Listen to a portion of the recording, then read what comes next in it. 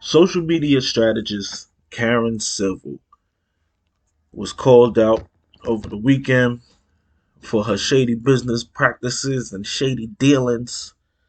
And, you know, it was a mess, bro. It was all over Clubhouse. It was all over everywhere, all over the blogs, all over the internet. And we're going to break this thing down real quick. This is the Blake Check. All right, all right, all right. Now, listen, man. The last few days have been kind of crazy for Karen Silver. You know what I mean? Like the people have spoken. She's been labeled a fraud. She got shady business practices. That's all coming out to the light. You know what I mean? Like they always say, everything done in the dark will eventually come to the light. So right now it's her time to shine bright in the spotlight because everything is on her. See, it started out when Jesse Wu posted the other day how she is engaged in a lawsuit with Karen, and she claims that she won. Karen says the litigations are still ongoing. There was just a couple of defamation things that was thrown out. But either way, that started up a conversation or it brought attention to the fact that here goes Karen again, caught up in another situation where, her business ethics is called into question. So, you know, I guess that may have sparked or prompted Joyner Lucas to chime in, who, expressed how she finessed him back in, like, I believe it was like 2016, 2015. She finessed Joyner out of $60,000 that he had sent over to her after his team got in contact with her, and she was able to say, I could do this, that, and the third for you. You send me 60K, and I will have these services lined up for you for promotion and other things like that. So Joyner, he was still trying to get into the game at this time. Even though he's successful right now, at that time he was still trying to get in the game. So they came up with the 60K.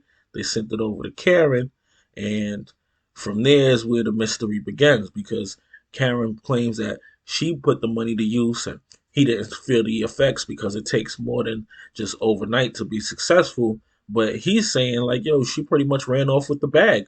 He wasn't able to get in contact with her after, he was able to get in contact with her before. See, and that right there is a problem to me because at the end of the day, if I have access to you before I give you my money, don't tell me you busy after I give you my money because now you playing me, right? Like you disrespecting me because how I could get in contact with you before the money came. Then once the money come now, I'm harassing you. Now I'm bothering you. Why? Because you don't received everything that you feel like you could get out the situation, right? So even if she was doing what she was supposed to be doing with the money, the fact that she started, being so elusive is a problem. And as a business person, she should be able to recognize, like, yeah, I messed up where that goes. But either way, uh, they started a room on Clubhouse where they started talking about, how they feel like she finessing people and everything like that. So during that whole thing, I think the room was called like Karen Civil been a fraud, and it was started by some people from, uh, you know, Nipsey's side of town out there, the Crenshaw district and stuff like that. And it's ironic because she's worked with Nipsey before. She's worked with Dipset in the past. She's worked on a campaign with Lil Wayne, amongst others. And so they started the room on Clubhouse where they were just talking about how she been funny style, and she joined in. And you know, during this whole thing, also, Cam took an opportunity to chime in because he was looking for people to say, "Oh yeah, my bad." Because a long time ago, Cam stepped up and said, "Yo, Karen Civil, she the original Pooh Shiesty, bro. Like she been out here finessing the bags for a long, long, long time." So it's like at the end of the day, this girl, Karen Civil, stole 60K from Dipset back in the day. That's what severed their business relationship. He said he took 60K from Duke the God, which is his cousin, and ultimately, he had to come out of pocket for it because it was on behalf of his company. But since back then, you know, people were saying like, "Yo, she's shady," and you know, a lot of people. She's a black woman, and right now we in a time where it's like defend black women and don't let people just talk crazy about our sisters. But I don't care whether you a nigga or a chick. Like, if you out of pocket and you out here doing some bullshit, then that's just what it is. Like, people won't call you to the carpet for that, and nobody should be excused for beating people out of their money, especially when you got people who trying to get themselves established in the game. And you know, when you trying to get your foot in the door somewhere, you don't know better. You try to ask around. This is what Joyner said. He even asked another rapper named Skyzoo about her. And he vouched for her, and that's the problem with vouching for people. Like, unless I know you. When people somebody asked me the other day to vouch for somebody, and I said no, sir, I don't know, bro, like that. I just met him not too long ago, but I'm just connecting dots. You know what I'm saying? So that way, I'm putting it out there on the forefront. Like, bro, don't listen. Whatever this person do, this person turn around and do some shady shit. Don't look at me. I ain't telling you. I ain't vouching for this person. If I vouch for a person, then after that, you come back to me and be like, "Yo, what's up with this nigga?" But if I ain't vouching for somebody, I'm gonna tell you straight up. I just met this guy the other day. He seemed like he trying to get down with some type of business. It is what it is. But either way, that's where the situation ended up playing out for Joyner when he sent her the money because he's thinking like, all right, you know, she's a reputable person. She's a known person. I see her on the gram. I see her out and about connecting with the stars.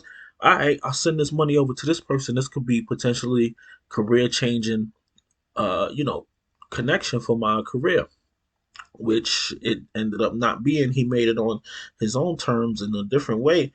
So I'm sure he always carried that grudge and that axe with him, like, yo, she played me. She beat me out my bread back in the day. So either way, um, she goes on Clubhouse, the Clubhouse room that said that, you know, Karen Civil been a fraud. She gets in there and starts defending herself along with Whack 100. He in there talking what he talking. And, you know, during that process, she kind of admitted to a couple of things that I think she bugged out for doing. She admitted that she was doing payola, which is kind of like crazy. She's like, you know, telling how with the money that Joyner sent her, she was paying for radio, she was paying for this, she was paying for that. Now, with payola is, I believe it's a federal thing where you can't pay radio stations to play your records. Like that was a problem back in the day that they put the kibosh on that. Like they did it that you can't do that above, you know, above ground anymore. You know, people do things, they backdoor shit, they, you know, they find their ways. But she just flat out said it like, yo, I was giving people money to play the songs on the radio, whatever, like that. And then, you know, she said she was invoicing, but it's not just there. People were saying like, all right, if you sent the invoice for the work you did, where's the receipts for the money that you spent? Anybody could create an invoice with the receipts, with the people saying that they got the money. Where did that go? So that became another point that people were astonished about her admitting to that. And you know, it's like I guess when you under the fire, for some people they'll admit to anything. Like, no, no, no, no. Listen, I even did this for this person. I even did that for the person, and you're like, bro, you can't say that. Um, you know, so it's like she started feeling that pressure, so she started to say all type of stuff. She even went on to say how, you know, there's a blogger named Jason Lee. He has a website called Hollywood Unlocked, and back a few years ago, I guess he had put out some stories that Cameron wanted taken down. He refused to take them down, so she paid a hacker to hack his site, hack his page, and shut it all down. You know, and his social media pages and stuff like that. And she admitted to that. And I guess she tried to say it on some like, you know, I'm sorry, but she called herself Olivia Pope, bro. She said Olivia Pope had to do what she had to do. Is you bugging? Like, first of all, Olivia Pope is a fictional character. I don't think Olivia Pope, even in Scandal, would have jumped out there and been like, "Yeah, I rigged the election." Like, yo, it's just bugged out the way that when some people's under pressure, the things that they'll say and they'll admit to, and that's exactly what she was doing. She was just on there running her mouth, saying shit that she ain't had no business about.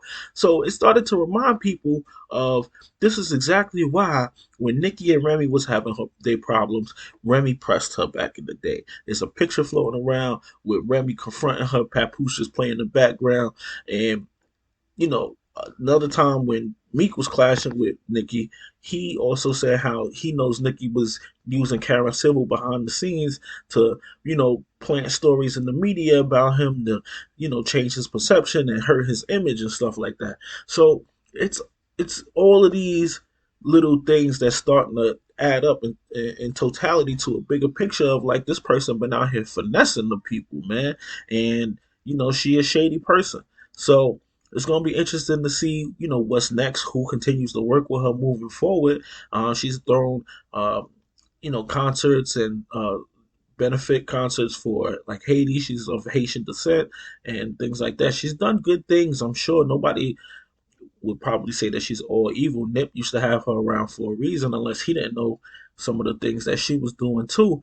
But like I said, it's going to be interesting to see how people deal with her and move with her moving forward. So it's a dirty game out there, man. The music business has been one of those things that Jada Kiss and the Locks used to tell people back in the day, man. People they be raping people in terms of like taking people money and mishandling funds and saying they did this with that, and it's crazy, man. It's crazy. It's like the home of the finesses, and it's like you see people with a name, you would think this person's got credibility, but even the people with names sometimes be finessing. So what do you do? Hey man, it's just some food for thought. Y'all holla at me. Let me know what y'all think.